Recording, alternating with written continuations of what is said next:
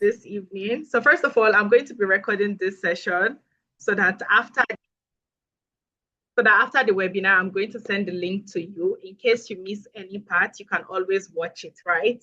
So we're recording. And there are some house rules, please. I noticed that I didn't do the setting completely, so anybody can talk. But please, I would like you to monitor your mic and don't talk except, first of all, use the comments. If you need to say, drop a question or something, use the comments, right? When it's time for Q&A, I can allow you to speak. So please, let's be respectful of that. And I can see you guys already introducing yourself. Yes, I can see a few people. So we have about 20 people and nearly 200 registered for this session. So we're expecting more people to join. But regardless, I think we're going to be starting, right? So we are not here to waste anybody's time. So guys, thank you so much for joining. My assistant on this call is Ibukun. So in case of anything, she's here to respond as well. And we also have our community manager, Aisha on the call. All people recognize her by now. So our community manager is on the call, and my assistant for the meeting is Ibukun. They are both on the call. In case of anything, they will respond because I might not be seeing the chat box when I'm on the screen. Okay, so I'm on this. You guys can see my screen, right? I would like to present. Yes.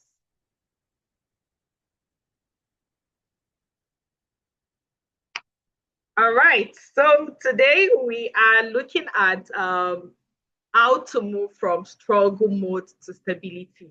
Now, this is a topic that I believe resonates with most of us, right? Because the economy is not friendly these days. In fact, recently I made a post on LinkedIn and someone was asking me, please, how do we achieve financial stability, right? How do you build a solid financial foundation? That is what I hope to do with this masterclass today. And the goal is at the end of the day, we will know how to move from struggle mode to stability. I hope we are together. Are we together? Yes, thank you. Yes, just use the reaction. You can use the comment as well to engage so that it is interesting. Thank you so much for indulging. Yeah. So we're trying to move from struggle mode. We don't want to be struggling over money. Most of us are in this mode whereby we make money, we sort our bills, we make money, we sort our bills. Is that loop? It is really draining. So how can we break that cycle? How can we break free from this hustle mode to becoming stable, to building sustainability, something that is much more better? And we have a lot of things that we're going to be covering. But I would like us to start with a very, very important fact that is going to show us why we are really having this session today. So when we talk about financial illiteracy, it is actually the #1 economic crisis in the world. It's not just a Nigerian thing. A lot of people in different countries do not have knowledge about money, how to spend money, how to use money, yet we always utilize money like every day. The bulk of adulthood is about money, but no one taught us about money, right? So imagine that. And then in Africa, only 1/3 of the adults are financially literate. So it's one of the lowest globally. So you can see that it is very important for us to learn about this tool, this means of exchange that we are always utilizing every single day. And that is one of the important reasons why we are having this session today. With that, I would like to introduce myself because you've seen that there's a very huge problem. And I decide to be among the people that are actually bridging this illiteracy gap. So there's a lot of people don't know how to handle money. Well, I have the knowledge about it because of my background, fortunately, and also my experience. And now I want to bridge that gap. So I'm not just the money woman. I'm Afsat Itola. I'm a chartered accountant and also a certified financial education instructor.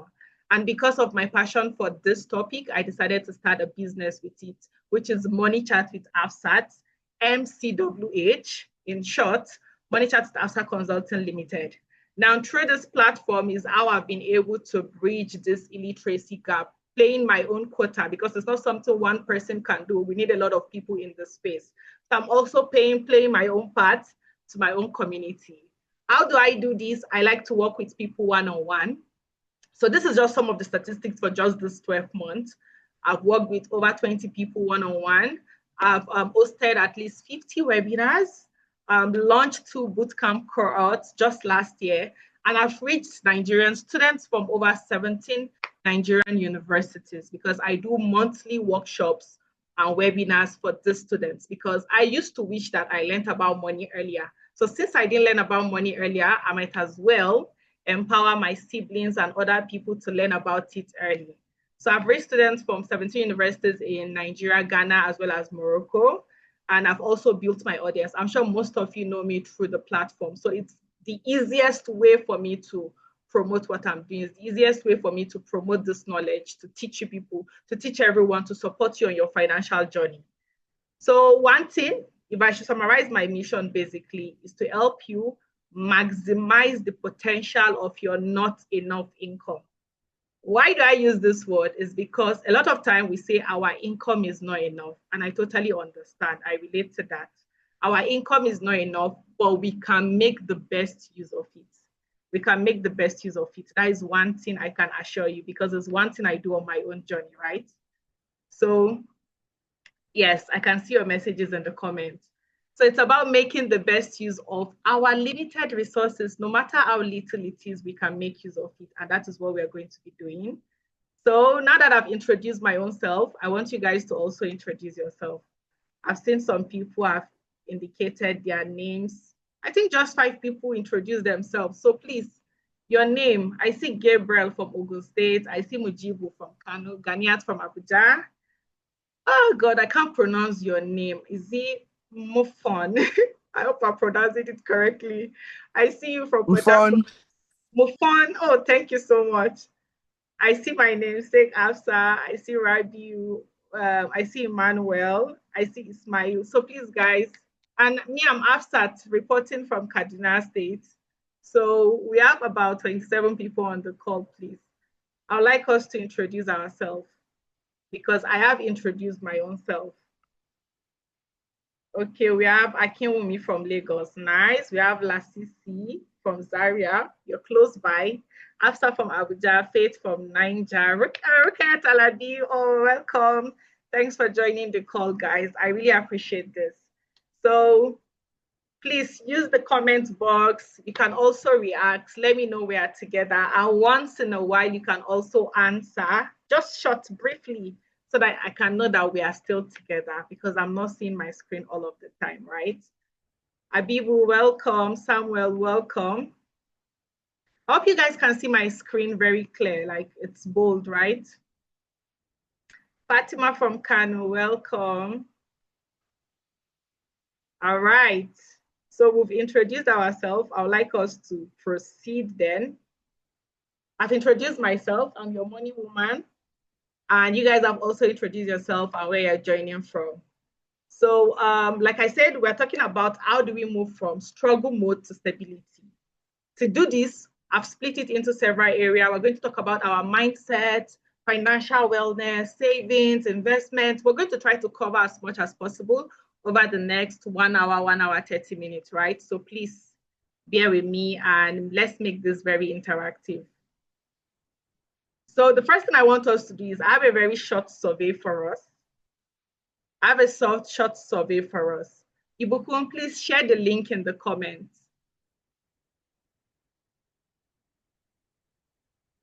Ibukun is going to drop the link to this short survey. So what I'm asking you first of all is, based on where you are currently, like financially, how satisfied are you? That is what I want to know.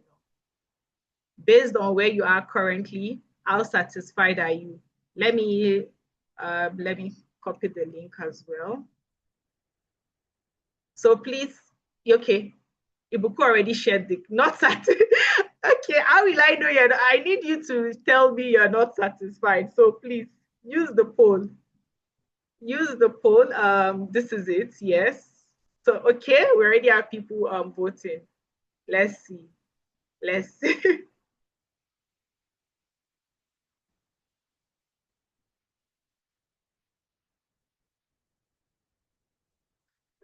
We have over 20 people on the call. Please vote. Okay, 50. Who is winning? Oh, we have people that are satisfied. Wow, they'll share money for us today. People that are very satisfied too. Wow. We see the rich people on this call. I think I'll hand over to them so they can just they'll just take over the class. Those that are very satisfied will take over the class today. Yes. So please vote. Let's see. But so far, we can see the winning team. The winning team are unsatisfied. Don't let Tinubu hear you because I think he has done a lot. So we need more votes so that we can tell where we are. We need more votes, please. We have just about 15 so far. So please, we need more votes.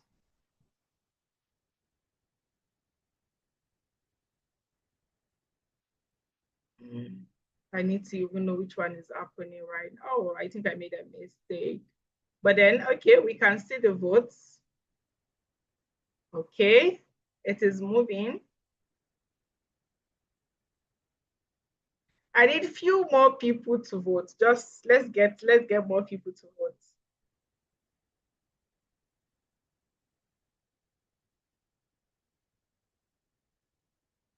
Ismail already made. Let the poll breathe.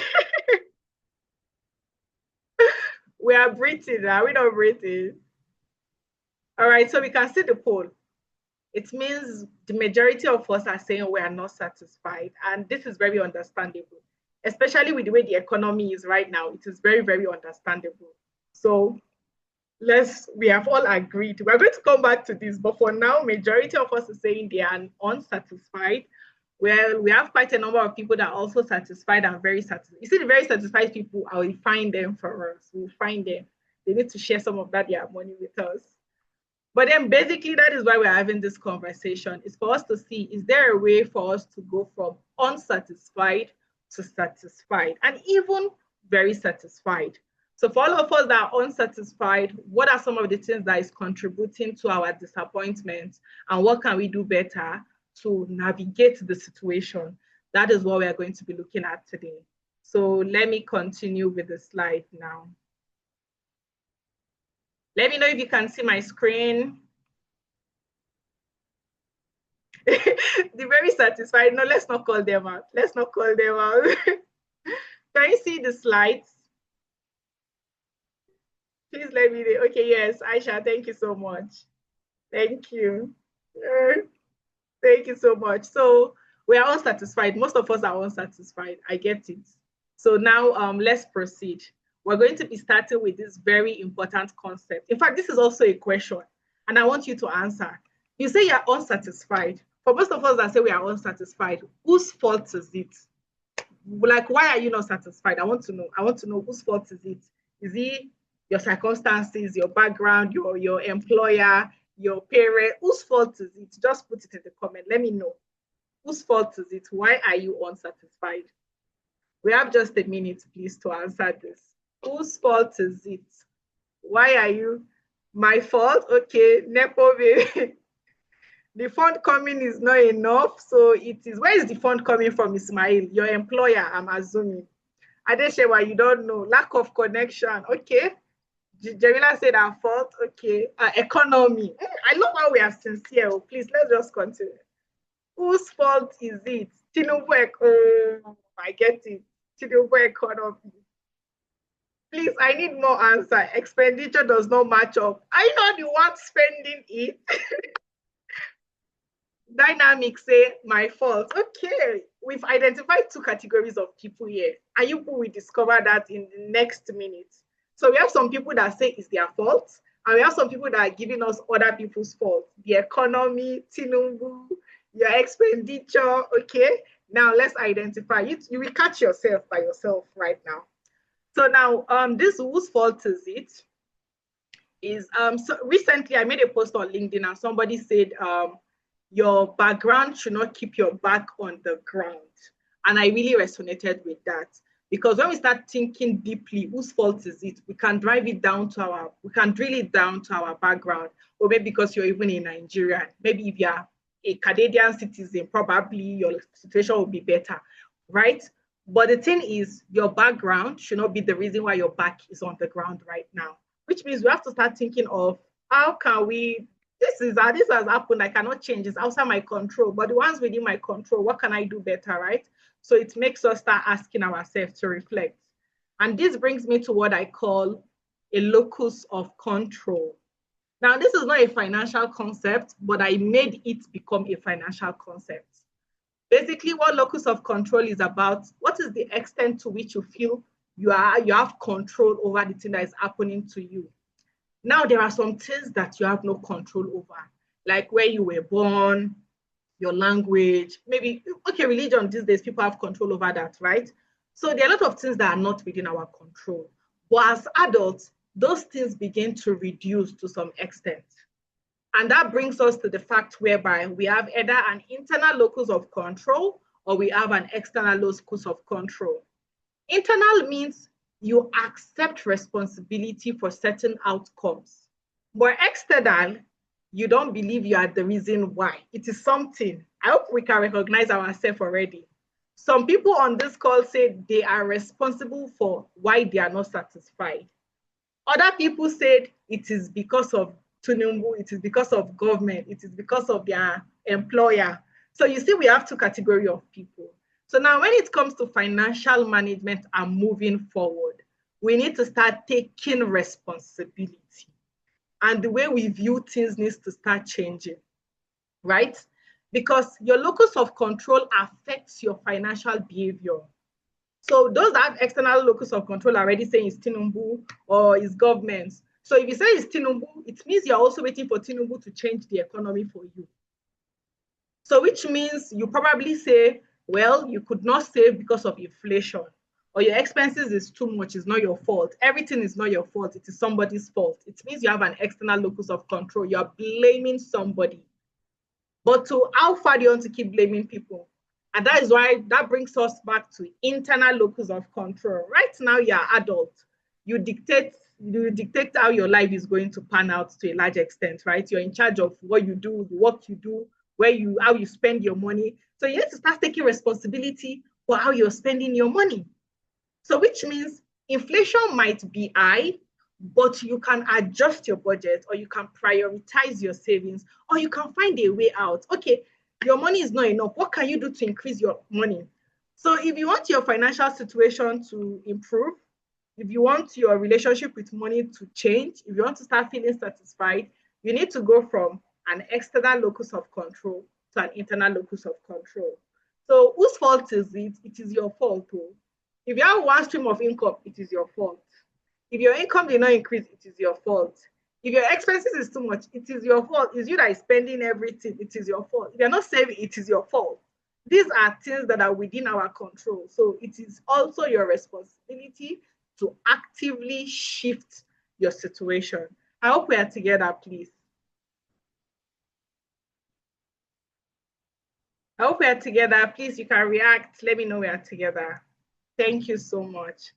So, which means we are responsible for these things. Anything that is happening to us, to a large extent, we are responsible. So our mindset needs to shift. Tinubu will not come and solve everybody's problem. If you are waiting for him, then or you're on your own. So we need to start taking responsibility for where we are and where we want to be. So let me go back to our slides and let's continue. So right now we are on the same page. So we need to shift our mindset because it affects how you approach money. If you think you're responsible, you will be acting like somebody that is responsible. You're responsible for your life, so you're going to do the things. So for instance, right now you're here. So it's also because you believe you're responsible for improving your situation. So I commend you for being here regardless of what you think currently.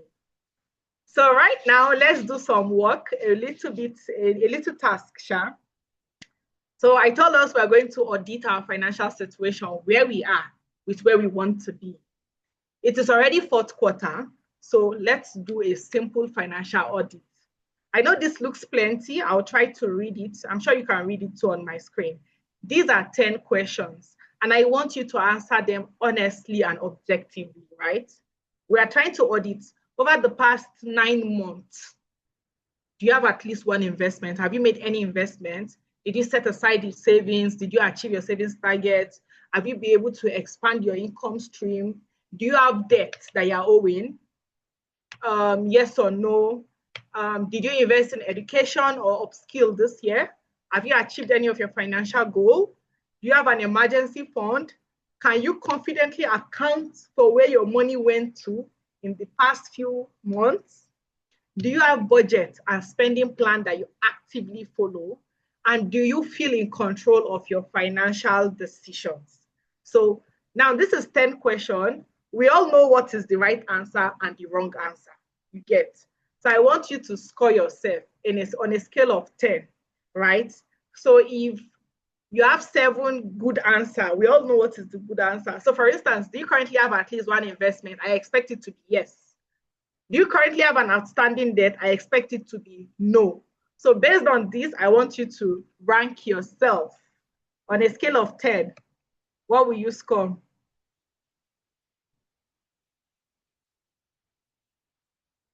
Let's rate ourselves. I hope you guys can see the screen. So start. So do you currently have at least one investment? If that is a yes, that is 1. Do you have money set aside in savings? If that is a yes, 2. Do you have more than one stream of income? If that is a yes, 3. Do you currently have debt, outstanding debt? If that is a no, 4. Did you invest in education throughout this year? If that is a yes, 5. Have you achieved at least one goal this year? I expect a yes. Do you have an emergency fund? I expect yes.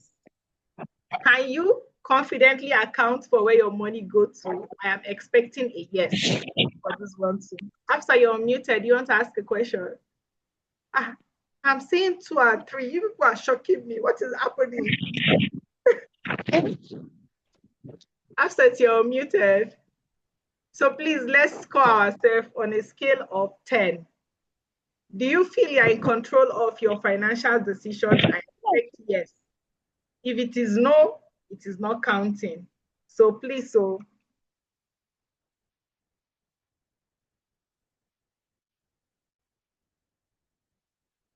okay, we're having 7. Interesting. 5.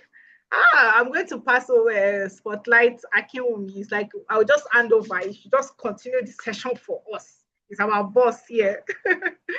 Anyways, I actually love our honesty. Wow, 7, we're doing good. So we have, you see, we have like a combination of everything. So I love this actually. We have the 8, we have the 7, we have the 5.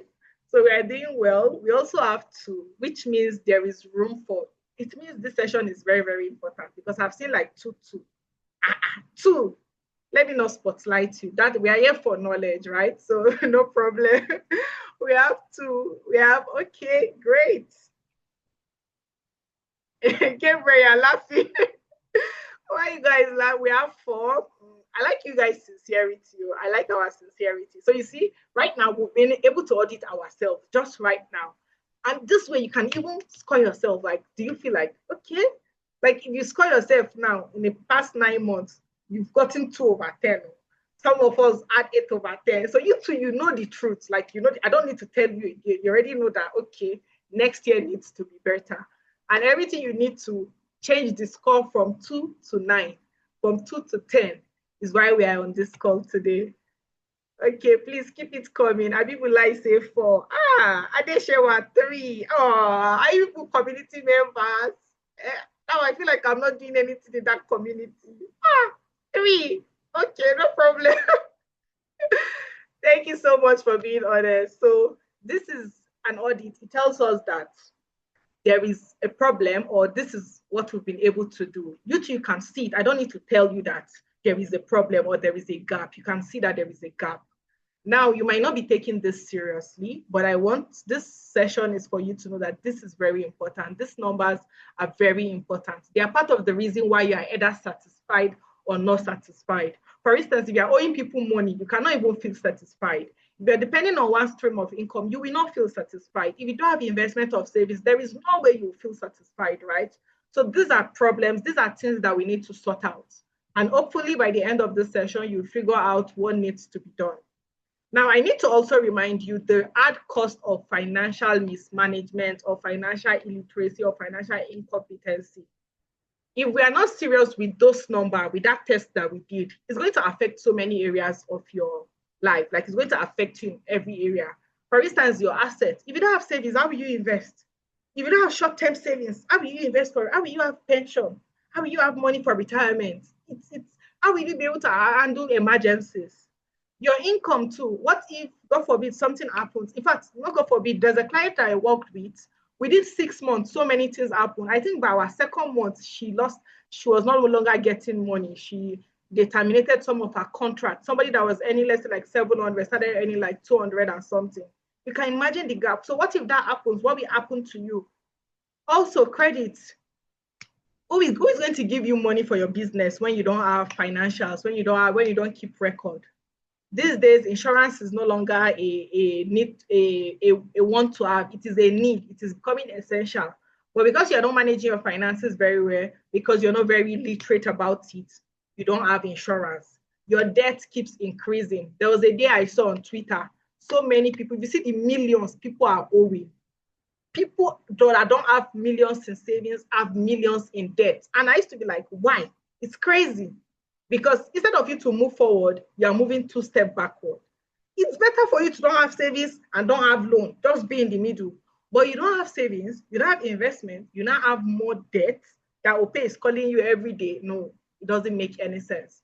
So these are the possibilities if you do not fix your finances, if you don't fix what is happening right now. So it is very important for you to be auditing yourself routinely so that you can know what needs to be done and satisfy other areas.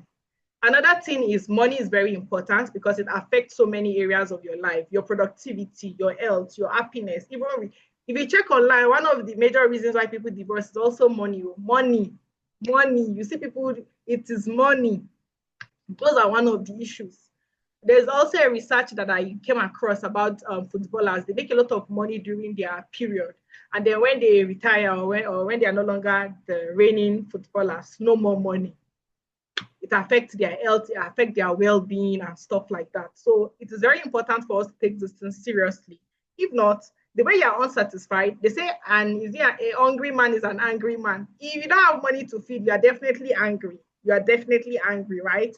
You'll be worried, you'll be stressed, you will miss opportunities. There are situations whereby you need money to get somewhere, but you don't have the money, you're going to miss these opportunities. So this is a wake-up call for us to improve our situations, because when we improve our situation by taking charge, you have this internal locus of control. When you improve, it moves you forward. Please, I hope we are together. I hope we are making sense. So these are reminders that tells you the reason why we need to be having discussions like this, why you need to audit yourself, because this is what the first 9 months. You also need to audit yourself so that you know what to improve on. So that the next time I'm doing this type of webinar, we are not scoring 4, you're scoring 9, you're scoring 10. That is what I expect, right? So let's also proceed. Now we have looked at the problems. What are the solutions? That is what we are going to be looking forward at going forward. So please keep engaging, keep reacting, and let's proceed. Let me present. So we've looked at the problem. You see that there's a huge problem. There's a huge gap. Now, how can we move forward, right? So how do we go from struggle mode to stability? Now let's get into business. So recently, I audited myself retrospectively. I sat down and I'm like, Afsat, what really is helping you on this, your financial journey? Like this, your mindset about money, how did you get it? And then I sat down and I was able to categorize it into 5 areas. And I came up with this theme, which I call clarity, control, consistency, contentment, and choices. I got to understand that it was clarity that helped me start the journey. Then I took control of my income. Then I was consistent in my financial habits. Then I was contented with the choices that I was making and where I am. And I used these things that I have to create options for myself, which I call choices. This is the ladder that I've been climbing that is helping me at every point in time. And one thing I like to tell you is we all have money. We all have money. Like if you check your pocket right now, we have money. The difference is the quantity. Which means you have something to start with. Don't say you don't have anything. You have something to start with. We all have money, right? So everything we are going to be learning today, I've put them under this concept to tell you that if you stick with this framework, it can also help you improve your financial journey. In fact, I'm converting this into an ebook. It is going to be the first financial ebook that I'm writing, and it is on this concept. I'm going to be giving real life examples about this concept. I'm using myself as the case study for this concept. So everything we are learning is going to be under this concept. How I'm applying it is how I want you to apply it, so that you can also be satisfied wherever you are, right? So clarity, let's talk about clarity first. And I want to start by asking you some questions. You don't necessarily need to answer them, just maybe in your mind, right? So some of us say we are not satisfied. What does satisfaction look like to you? Is it 10 million? Is it 1 billion? Is it being abroad? What does that satisfaction even look like to you? Another thing is where you are currently. Is it where you choose to be or where you're expected to be? I'll give an example for this. Let's say you're working in maybe a sales company, or you're working in financial services company, and what you want is to be working in the fashion industry. I need you to be objective. Are you where you are because you choose it, or because you're expected to be there, or family is expecting you to be there, your colleagues are encouraging you to stay where you are, or you don't have the courage to do that? So clarity is, where am I and where will I like to be? That is clarity. That is where it starts from. And that is what makes your financial journey easy. Are we together? Are we together? Have we started answering the question in our mind? Because where you are, is that where you want to be? Or is there somewhere you want to be? Just put it in your mind. Is there somewhere you want to be? You need to start by clarity. In fact, if you say you want to be a billionaire, what is the money? Is it 10 billion? Is it 2 billion? Is it 1 billion? Clarity helps you, right? So that's where your journey starts from. So now that we've gained clarity, another important thing about clarity is clarity helps you differentiate between financial wellness and financial freedom. A lot of us want freedom. Because of freedom, we are burning ourselves. You are just working, you're just hustling. You are looking, freedom looks very far. Because it is very far, you break down before you get to the journey. You are stressed out. You are not happy because you are looking at something that is very far. Right now, you're jeopardizing your well-being. And that is where financial wellness became important. And I distinguished this very easy.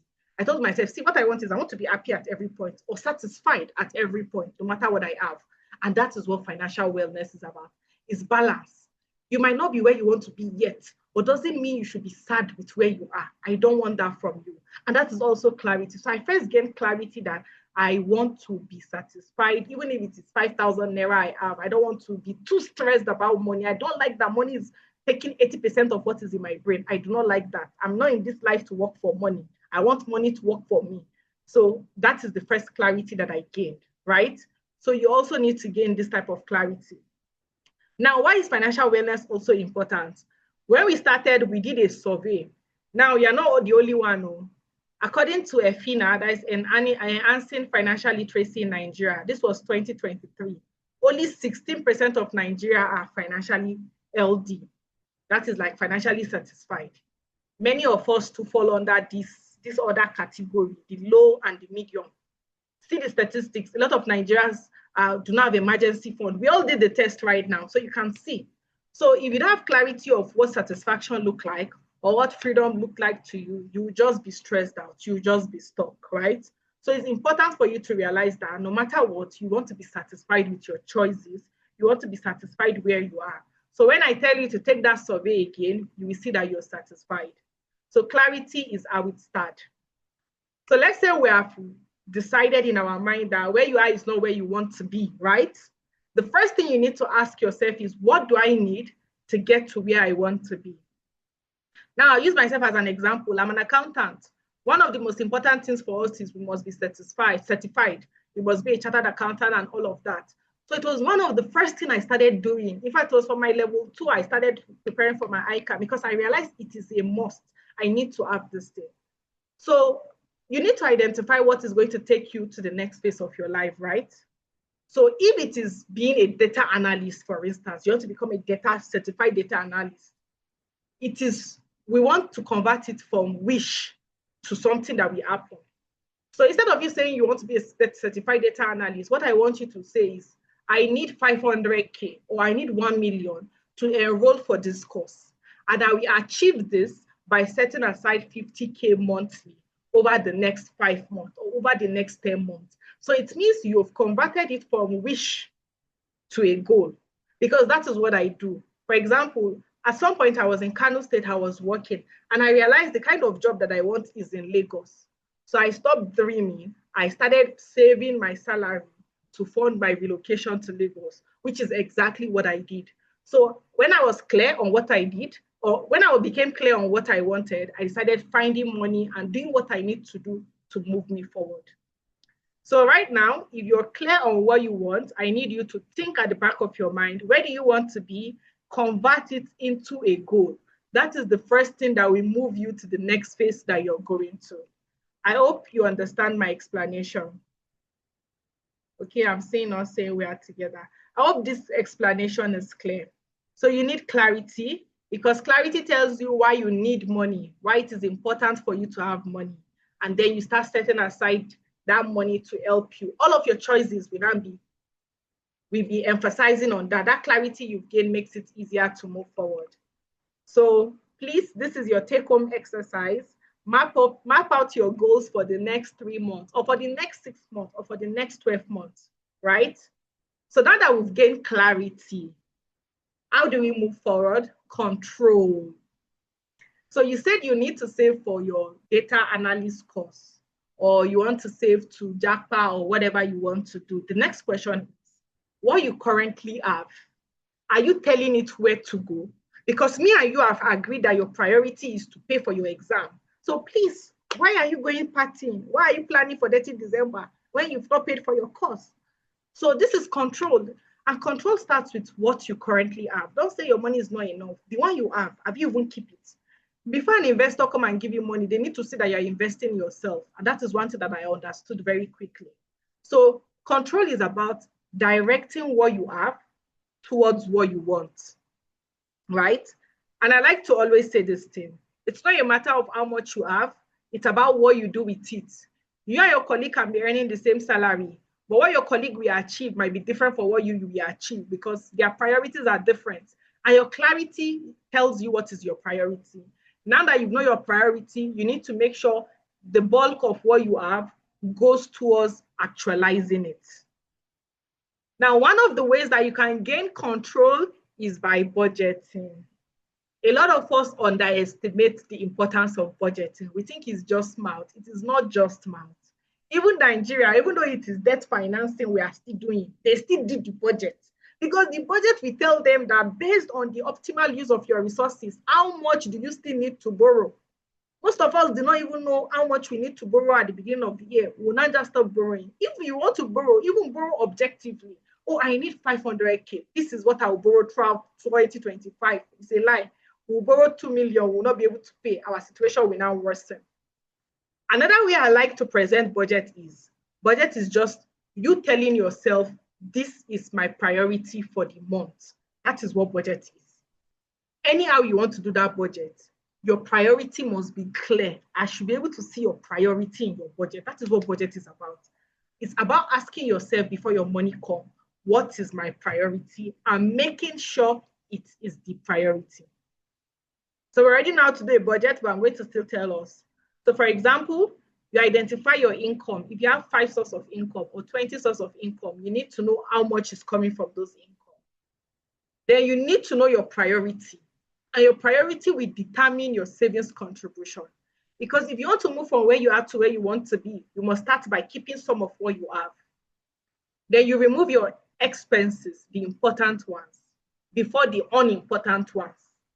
And another thing you should do is to always automate if you can. I'm going to talk about this more, but in simple terms, this is how you create a budget. But the reason why you're creating a budget is to prioritize. It's because you want to gain control of what you have. You say your money is not enough. Okay, the one that you have, how did you make it enough? What did you do with it? Budget helps you answer that question.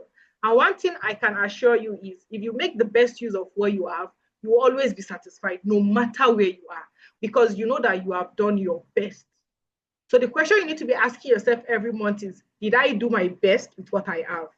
That was what I was after, and that's what you need to start pursuing. Every time you ask yourself, did I do my best? Now, another thing is your expenses. We all spend money. Somebody mentioned in the comment that their expense is too much. I agree, but you need to start prioritizing your need over your want.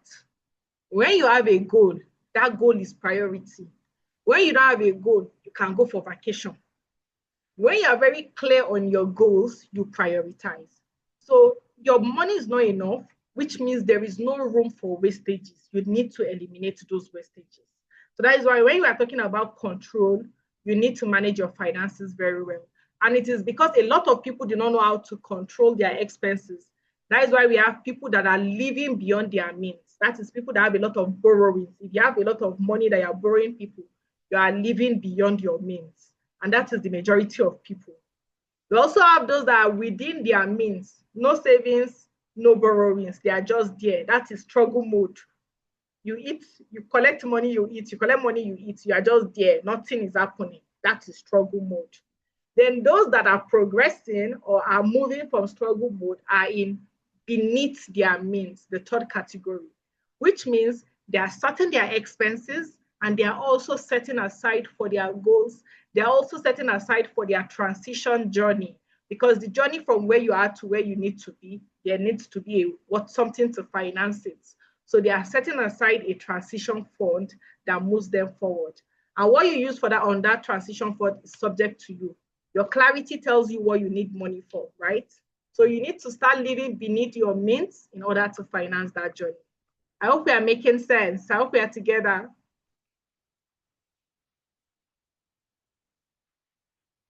Yes, so Aisha, Yes. I agree. It is it's a lifesaver. We need to stop thinking budgeting is just budgeting. No, it's beyond that. It is really beyond that. Are we together? I hope we are jotting things down. You are with your note, you are writing something. All right, thank you, thank you, thank you. So we're already like halfway. Don't worry. I hope we are not bored too. Yes, yes, thank you. So let's proceed. So we've looked at clarity, we've looked at control. What is the third one? Can anybody remind me what's the third one we are looking at right now? The third concept we are looking at. We've looked at clarity, we've looked at control. What comes next? I hope you guys are not seeing my screen. Yes. What comes next? Who can guess what comes next? Do you remember? I need to know the serious students. Contentment. And no, you're faster. We're not yet at contentment. Something comes before contentment. You're already controlling your money. What do you need to do? You need to go harder. Yes, consistency. Enjoying. And that is where consistency comes in. So let's look at consistency and how does consistency help us on our financial journey. Okay, I think let me even ask us a very simple question. During inflation or when economy is hard, what do? You become rational, yes or no? You scrutinize all your expenses. When you don't have enough money, you scrutinize your expenses, yes or no? Yes. But if somebody should dash you money today and you have enough money, are you going to be as objective as you were yesterday? Aisha have answered the question. The two Aishas have answered. And that is one of our problems. We are good, we are doing good, we are okay, we are going this way. The moment we just get extra like this, oh, we turn back. We return back. We return back. And that is the problem. And that is why consistency is very important. So when I was doing that self-audit, I realized consistency is what is helping me. Because over the last 3 years, I use budget. I use budget at least 3 times in a month. Minimum. So which means I know that it was helping me and I was consistent. But many of us, we know something is helping us, but we will still not continue it. And that is the problem. So consistency here is about what small consistent action can improve your current situation. And deep down, you and me, we are being honest here. What habit today can change your story tomorrow? Like, do you know what habit today can change things for you? If you should hold on to that habit, financial or non-financial. Like if there's an habit that you know deep down, if you stick to that habit today, it will change your situation tomorrow. All of us know this habit, right? That is why consistency is important. It's not just about controlling it. Can you do it for as long as possible? Because that is what is going to help you. Now, an example of where you can be consistent is savings. A lot of us do not pay ourselves first. You save today, but you do not save tomorrow. You save tomorrow, you do not save next tomorrow. How will you have money in your emergency fund? How will you save for your short-term goals? How will you save for your long-term goals if you are not consistent? Many of us are want to be investors. We invest this month, we'll not invest in the next 5 months. That is not what investment requires. So that is why consistency is very important, and it shows from your habits, like your expenses, your budgeting, your savings. That is where consistency comes from. Now, a lot of people say we cannot save and survive. I beg to differ. My community members can attest to that. You can save and you can survive. A lot of us underestimate our ability to adapt. We are very good adapters. That is what we did not know, right? And I've confirmed it with my community. For instance, this year, I'm doing my second savings challenge right now. The first one, we have 25 members and they all saved 17 million. I can assure you, many of them told me that they did not believe they were able to save and survive at the same time. Even people that were earning money, like good money, they did not know they were able to save and survive together. But now I'll give you the tip that worked. Number one is know what you're saving for. This is what we're talking about, clarity. Because when you know why you're saving, it will be easy for you to gain motivation. And you will remember that if you do not save, it means you are far away from achieving what you want to achieve, right? So it helps you. Know why you're saving. Another one is set a realistic target. There was a time I was working with a client. She wanted to be saving like 80% of her income. And I was like, how is that possible? Your expense on a loan is 70% of your income. How will you save 80? It's not possible. Many of us will just wake up and call a figure. You're earning 500,000, you say you want to save 450. How? Be practical with yourself. Or sometimes you will go and save that 450. You will now borrow money to survive for the Who does that? Who does that? Eh? So set a realistic target that doesn't require you to borrow money for survival. The third one is automate. Don't try to do big boy or big girl. Oh, you will not remember. Me and you know you will not remember. So automate it. That was why when I did my savings challenge with the community members, there was auto debit immediately. Auto debit every month that we remove the minimum. Immediately you see the credit, the alert, sorry. You remember that you need to go and add more to it. So automation is good. Another thing is join our accountability group, join the Money Chat accountability group or any accountability group. Because when you see people saving money, like this one, it became a competition, a very healthy competition. Once we see people credit their wallet like this, we too will go and add money, right? So it shows you that you can save and survive if you do it the right way. And this is the way saving can be consistent. This is how you can embrace consistency. Do it for the right reasons, put a realistic amount, automate, and join a community that will support you on your journey. Another thing that can help you be consistent is if you can minimize your expenses. Don't spend on everything. Spend on something that resonates with you. Avoid triggers. If Temu is all over your Instagram page, you still enter there. you still enter there by going to Temu, you get. So avoid triggers. If you must shop, shop with a list. Automate, like I already say. Allocate based on priority. You know you're going to send money to your parents. Why didn't you put it in your budget? Which miracle are you expecting to happen? Because when you put it in your budget, you know what is possible and what is not possible, right? And you also need to prioritize. If you can do this, it will fuel your consistency. If you can manage your expenses like this, it is going to fuel your consistency. So consistency is very, very important. It's not just about picking good habits that you will stop using tomorrow. It is habits that you need to continue using, not just today and also tomorrow. So are you consistent with your financial habits? I want yes or no. Yes, no, in between. That is the answer I want. I want yes, I want no, and I want in between. So are you consistent with the habits that move you forward? Okay, yes, to some extent. In between, good. Honest people will say in between. Honest people will say in between. I like this. A lot of us are in between. Continue. Okay, so we're being honest. So you see that we don't need in between. In between is not going to help us achieve our goals. Honestly, it's not. I remember one time I was talking to a community member. She was trying to save for a phone. And at some point, she had to remove the savings for something else. And I told her the longer you spend, the longer you break that target, the longer it will take for you to get that phone. So if you keep using, if you cannot be consistent for a few months, then just forget it. You're not ready to get that phone. So you need to be very consistent in what you do. And we are more than halfway already. Now let's talk about the fourth one, which is what I call contentment. Contentment is the reason why many people are not financially satisfied. It's not necessarily because of you don't have enough money. Why don't you have enough? Is because you see some people's definition of enough is part of the reason that you feel discontented. You're defining your progress and your own situation with other people's situation. So people already have like I remember that Twitter argument, that Nepo and Lapo. It is a very good example. Some people are naturally Nepo people. Like they come from the privilege. They are the ones that you're not comparing yourself with. And even those that probably come from the same maybe cycle as you, they probably still have some advantage compared to you. Maybe they have their parents' support, or maybe they are very, like, I don't know, like there's always more factors. Maybe they won't have very good friends, or they have more connection, or they have a personal brand. No, you're not looking at all of those things. Oh. You are just comparing that, this person is abroad. How am I not there? You cannot be happy. That is the honest truth. You cannot be happy. You are evaluating yourself with somebody else, right?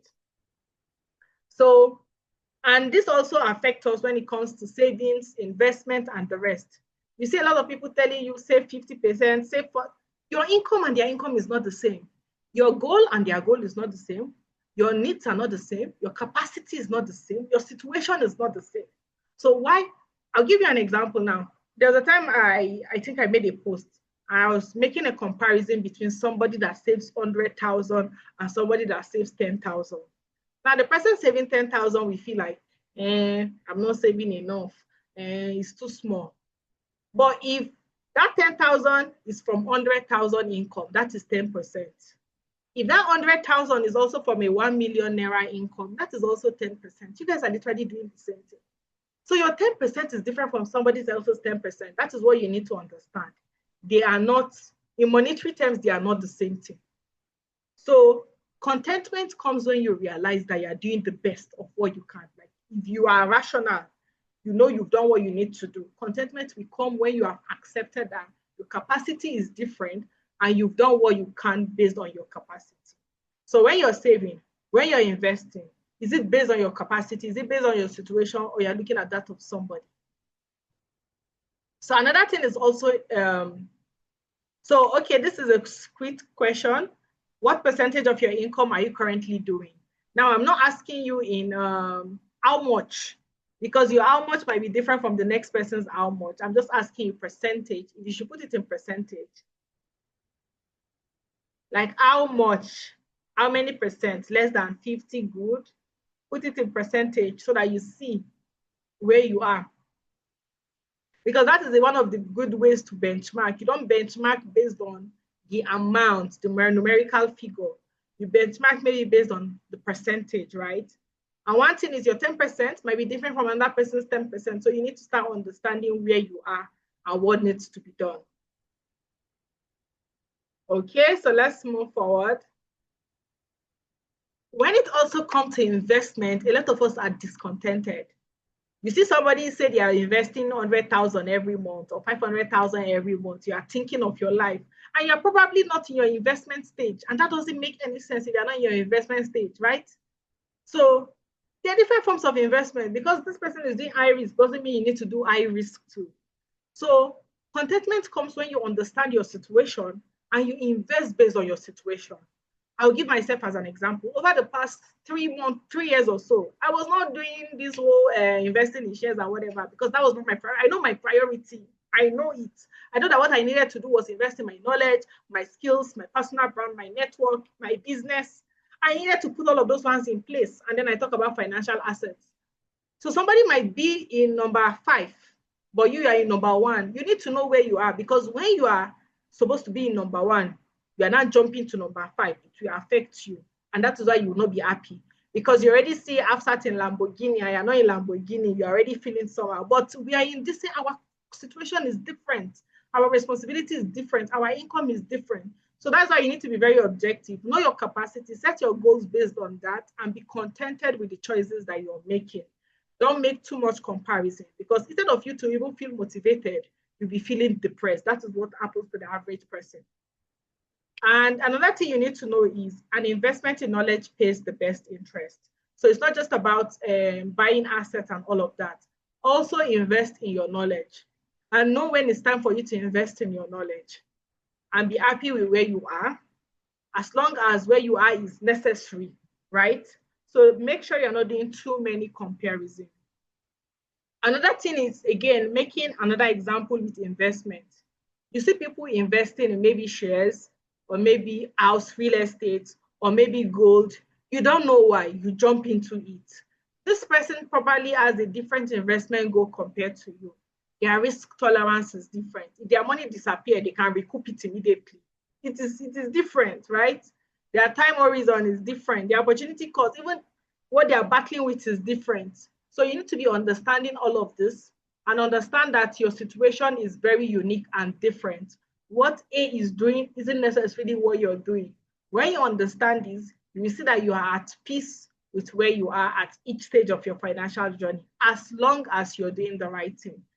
I hope we are still together. We are almost getting to the end of this masterclass. Yes, I tried to make it packed. Like, I made it very packed. Like, I want to put everything that is in my head. I just want to download it. So are we together? Who said 70%? Fear God, oh. Who is saying 70%? Fear God. All right, guys, thanks for engaging. We are almost getting to the end of this session. We just have a few more slides to go over. So now we are getting to the 5th concept now. The 5th concept is what we call choice. Sorry, what I call choice. We've looked at clarity, we looked at control, we looked at consistency, contentment, and now choice.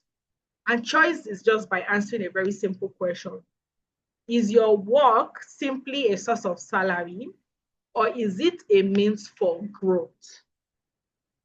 Is your work simply a source of salary or a means of growth?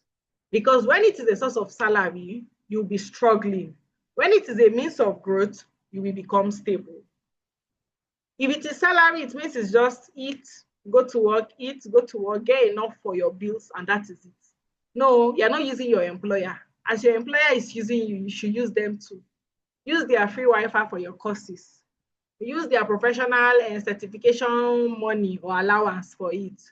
Use your employee or your benefits. Make sure you are using everything, so that salary is beyond salary. It is also a means for growth. And that is where choice comes in.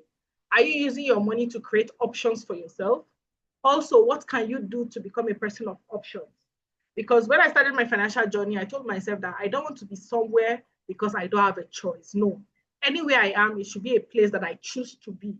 I'm not going to stay in a job because I don't have a choice. I'm not going to stay in maybe even a friendship or relationship because I don't have a choice. I'm not going to stay in a location because I don't have a choice. No. No is also an answer. No is also an option. So for you to be able to confidently say no, you need to empower yourself. And that is where choices comes in. So how can you create choice for yourself? Number 1, your income. The first choice you can do is by not relying on just one stream of income, right? And people used to ask, how can I make money? There are different ways to make money. These days, if you are dancing, you can make money from dancing. If you are a skit, you can make money from skit making. You can make money from being an hype woman or hype man. You can make money from anything. So some of the ways you can make money is your current source of income. The job you're doing, can you extend it somewhere else? Is there a skill you've learned?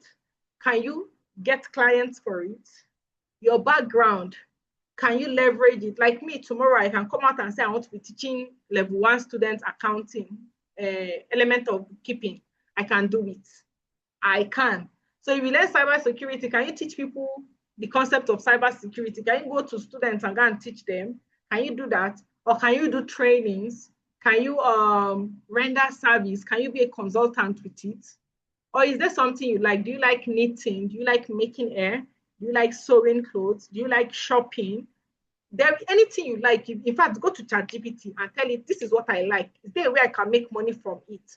I'm sure ChatGPT will tell you. So these days, even if you can laugh very well, you can make money. There's this guy on Instagram, is it Colby that is his name? He just used to do funny videos, just reaction videos. He's making money from it. So there are different ways to make money. And when you have more money, you become a person of option. Another one is freelancing. It's not only through formal employment that you make money. You can do contracts, but it doesn't just happen. You have to build yourself to become somebody that can render these services.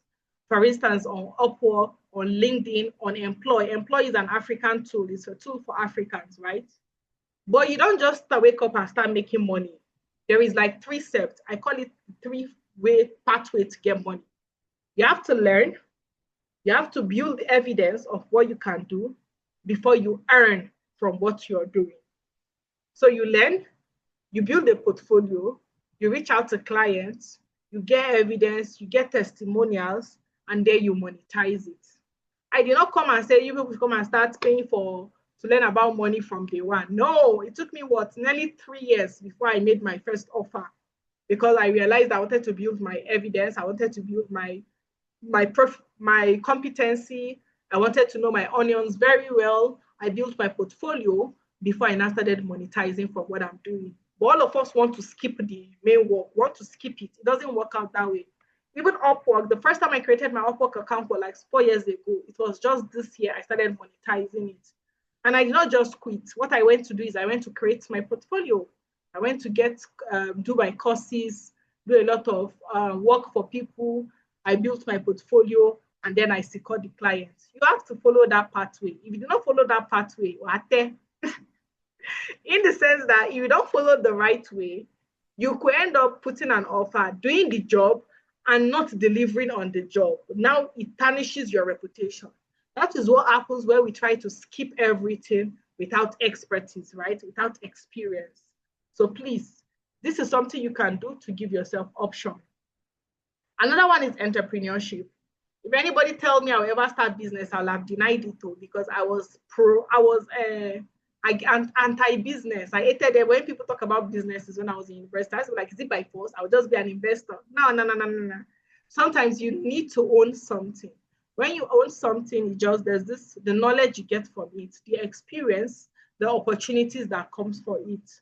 Many of our parents were self-employed. You see some of them, they have their business, their shop, they used to sell, they are traders. Well, that was what some of them used to train us, send us to school. But nowadays, we don't want to do that. There is more money that way, more money that you might not be able to quantify from that way. But it doesn't just happen. You need to think actively. What business do you want to do? What is the potential? What do I need to kickstart the business, right? And another thing you need to know is start with what you want, with what you have, and learn as you go. Last month, we had an interview with a community member, and it is writing. She's into writing. She made writing a business, like content writing, academic writing. That is her business. So she knew she was good at writing, and she found a way to leverage it. So sometimes we think that the business you need to do must be buying. No, it's not necessarily buying and selling. It could be rendering of services. Even me right now, Money Chat is a business. What do? I do trainings. I coach people. That is what I do. I create trackers for people. It is a business, right? And when I started, the first thing I did was to write content and post on LinkedIn. That was the first thing I did on LinkedIn, on Medium. That is no capital when I started. In fact, it is the business that gave me the capital to make it a business. The money that I used to register the business is the business that gave me. But sometimes we are waiting for everything to fall into place. No, all you need to do is dedicate more time, do your research, practice what you're learning, and just put yourself out there. Because when you do that, you become a person of options. Right now, I'm on a work break. The only thing that gave me the confidence to do the work break is because I have other streams of income. I've told myself, if A doesn't work, B will work. If B doesn't work, C will work. I've created like 5 streams of income, potential stream of income. And because of that, it is fueling the decision that I'm making. Because even today, someone still asks me, have you started working? Because they believe that is the next thing I should be doing. But it's me, I know the next thing I should be doing. It's not you that will tell me the next thing I should be doing, right? So you need to identify the next thing you need to be doing. And money, skills, competence will give you the power to become a person of option, to do what you want, to be happy where you are, to make choices that suit you, that are beneficial for you. Another thing that gives you option is when it comes to your goals. Most times you say you do not have money for your goals. There are 3 ways you can fund your goals. And some don't even require, some don't even have cost, some are free. So I call it the money, your money, and their money. Their money is one of the most accessible ways that we can finance our goals. For instance, my study, my BSc, is my father that sponsored it. Most of us is our parent that sponsored it. That is their money. My ICANN is my dad that did it. That is his money, right? And sometimes it could be loan. The first content creation gadget that I bought, it was loan. It is their money. Sometimes it is free. Sometimes there is a cost. For instance, loan, there is a cost for it. Investors, there is a cost for it. The second one is your money. And your money can come from formal employment, side hustle, business. The cost for your money is your time, your expertise, your skills. The more you have your time, the more expertise you have, the more skills you have, the more network you have, you can make more money. And the third way to finance your goal is the money. Now, the money is what I call free money. Money from grants, money from fellowships, scholarships. Many of us ignore these things. There are so many, I think, funds that the government did that some people are benefiting from. Many of us don't do these things. We don't use to check online. There are a lot of grants that they give like business owners. Me, I'm always checking. Even though I still get some rejections, but I know I'm applying. It is different when I'm not applying at all. When I went to do my master's in Morocco, it was scholarship. If not for that scholarship, I'm not going to go anywhere. But I find it, I capitalized on it, I leveraged it, and it got me what I want. But sometimes we have goals, we don't even think of where to finance it. The only thing that comes to our mind is, we borrow me money. No. If you keep borrowing money, you're not moving forward. You need to start thinking beyond that. And when you have this, they become options. When you know you already, if you have this, you can leverage them very well. You become a person of options. And that way, you will stop struggling about money and become somebody that is stable. You are achieving your goal. Even though your money is not enough, you are still achieving your goal, because that is what I do. And that is one thing that you can also do. Right? So we're already getting to the final part of our income forms. Yes, now it depends now. Some people is their odogu that used to give them money. Maybe you are married to Alaji now, your Alaji will give you money, you can start business. So partners too, they'll give you money, right?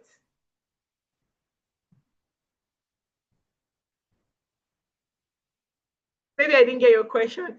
Anyways, are we together? Are we together? We're almost wrapping up. We are almost wrapping up.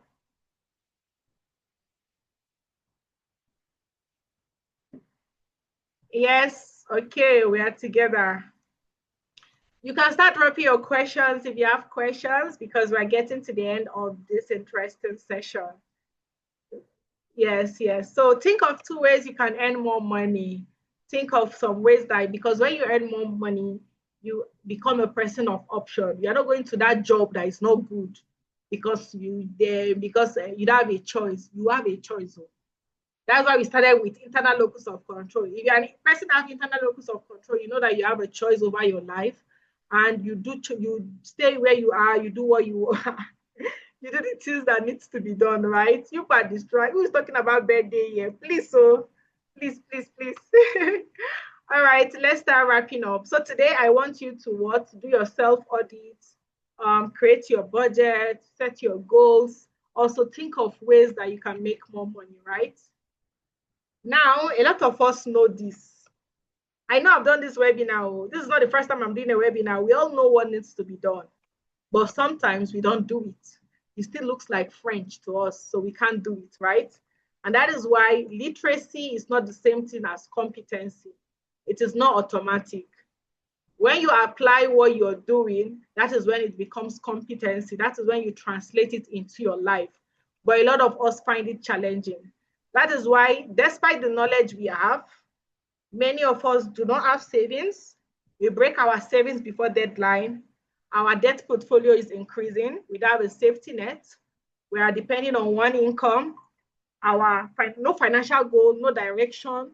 Your income is not even growing. Lifestyle inflation is dealing with you. You're only thinking short term. You're only thinking about today and tomorrow. You're not thinking about upper tomorrow, your children or your great grand. You're not thinking about that.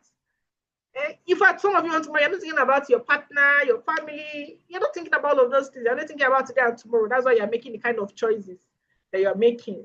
And that is why you stay financially dissatisfied and you are stuck. Do you agree with me that literacy is not the same thing as competency? Because you have all of this information, but the difference between you and the next person is who applies it. We know this. I write posts every day on LinkedIn talking about the same thing, but it's not all of us that is doing it. And that is why I came up with a solution that helps us practice these things. It's not just about what to do. You actually do it, and you have me to follow up with you on that. And that was why last year I started what I call a Financial Wellness Bootcamp. So a Financial Wellness Bootcamp is like a hub where me and you work together for a few weeks. So last year I did 4 weeks, but I realized 4 weeks is not even enough. We need more time because what I want to teach you, what I want to do with you is much, right? So we're going to work together for 6 weeks. And during that period, we're going to have one-on-one sessions at least 3 times. Me and you, we talk about your goals. That clarity that you don't have, me and you, we figure it out, right? We're going to be having classes like this, 30 minutes to 1 hour every weekend from November. We're going to be having weekly sessions where we talk about the things that are bothering us, very structured classes. You're going to have a tracker that will help you budget, that will help you track your expenses, that will help you set your goals and help you see how you're spending your money so you can audit yourself. Now, at the beginning, I also talk about my 5C concept, which means I'm writing an ebook, right? So the people in my bootcamp will be the first people to access the ebook. It is not yet released. They are going to have exclusive access to read the ebook, and they will be added to an accountability group. In that accountability group, I am there. They will have access to their Money Woman 24 hours. And you're going to be having weekly tasks to do. We are doing all these things that I say, you're going to do them. You're going to apply them. And I'm going to review them. It's like I'm giving you assignments and you're going to apply it. Now, this is for somebody that is interested about applying it. It's not everybody that wants to apply what they are learning. But if you're interested about applying it, I recommend you sign up for my 6 weeks Financial Wellness Bootcamp. And it is going for 45,000 Naira because this is 6 weeks. Ideally, let's say you want to do a one-on-one session with me, you want my tracker and all of these things is quite high, but I condensed everything and I made it a group class. And that is why it is going for that rate. I'm putting it at an early bird price. It's supposed to be 60,000, but I decided to keep it at 45,000. Let's say birthday discount, right? Because during my birthdays, I'm always excited. So we're having a 6 weeks Financial Wellness Bootcamp, and you guys are the first set of people to hear about it. From now, you can start registering for the bootcamp. And as your money woman, I also understand that you might not be able to pay for the session once. So there is a subscription plan whereby you can split the payment into 2. You can pay half now, you can pay half before the class, right? So I made it convenient and I made it budget friendly. But just as a reminder, the bootcamp is a space for me and you to practice all the things that you're learning, for us to move you from where you are to where you need to be. So if you want to work with me one-on-one, this is one of the most affordable ways for you to achieve that goal. So I hope I'm going to be seeing you guys in class. And in case you're still contemplating, I decided to add some reviews from people that did the last bootcamp. So the last bootcamp, I had about 20 participants in my last bootcamp, and you can see how they rated it. It was very helpful. This is just 8 people. This is what they said about the bootcamp. So the one-on-one session too is very, very practical. It is targeted to your unique financial status and aspiration, and it makes me give you an advice that works for you. So if this is something you would like to join, kindly, registration starts, it's opening this night. It is live already, so you can join the class.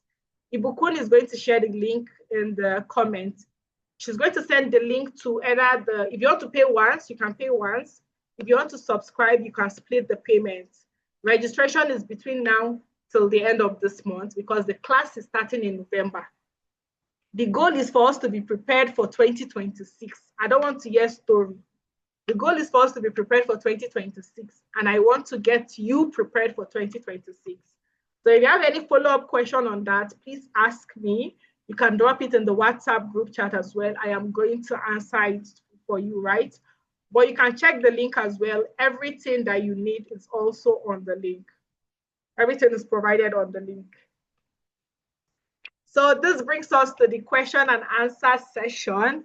I hope I was able to do justice to this very interesting session, to this very important topic. That is why you see we are doing a follow-up from struggle to stability. You know what needs to be done. Are you ready for us to do it together? Do you want me to do it with you together so that you can change your whole financial narrative? That is what I want to do for you too, right? Classes is starting in November. 1st of November is a Saturday, and we are starting together. So please, please, please, please drop your questions. How was the class? I'm already seeing, I think I saw some questions. Let me scroll. If you have questions, now is the time to start dropping it, please.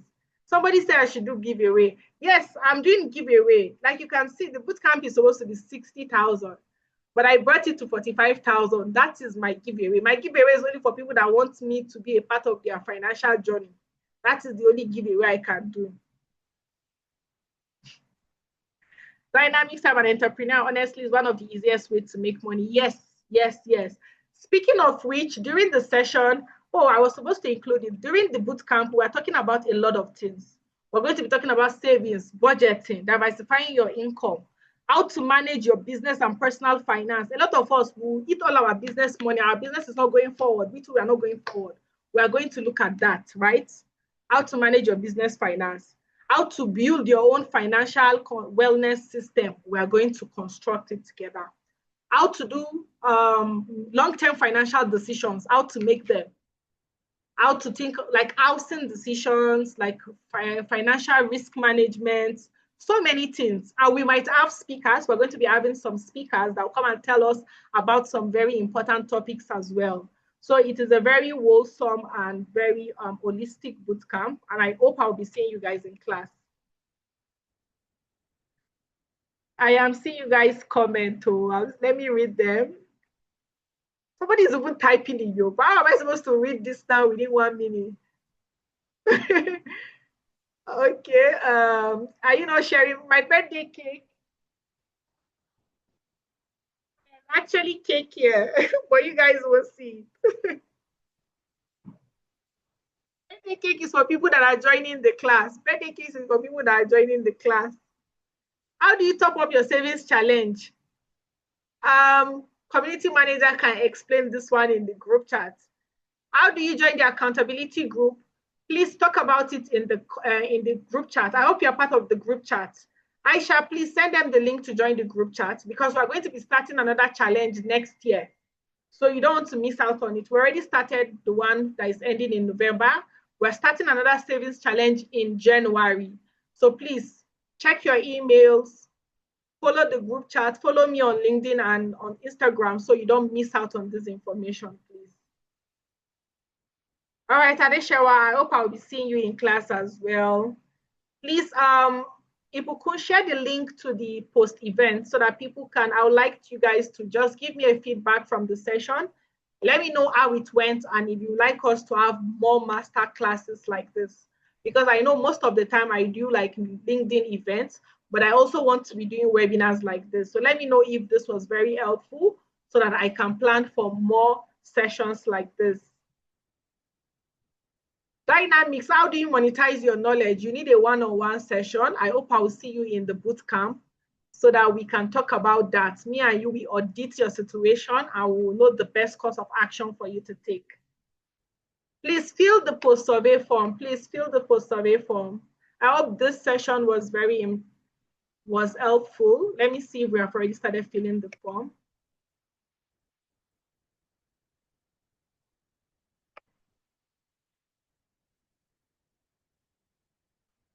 Okay, my network is a bit slow. Can you guys still see me?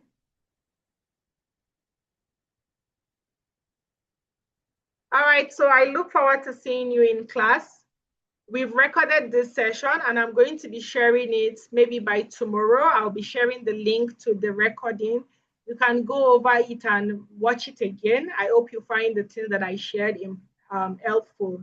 So I would like to see you in class. It's a very limited class. We're having just 25 students in the class because I'm not going to split myself between 1 million people. No, we're having a very closed group chat. It's a very closed group, a close-knit group. It's a grouped class and just limited slots. Once it is filled, it is filled. So everybody here, you guys are the first set of people that are learning about the bootcamp. Every other person will be hearing after you. So if you want to join the bootcamp, make sure you make the payment. And I look forward to seeing you in class. Thank you also for all the birthday wishes. And thank you for celebrating my birthday with me.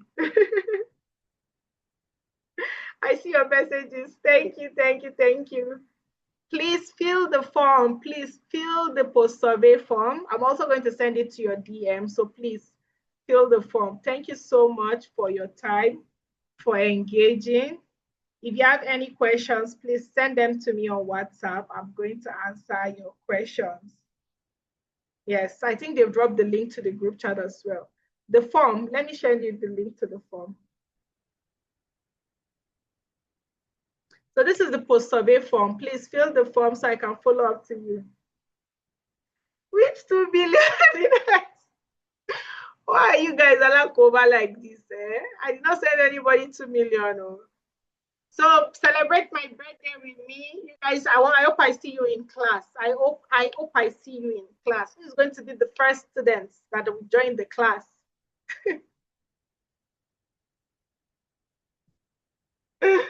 Oh my God, you should not kill me. All right, so classes, payment is ending on the 30th of this month, and the class will be kickstarting on the 1st of November. The class is starting on the 1st of November, so I hope to see you in class so that we can be ready for 2026, ready to win all our money goals in 2026.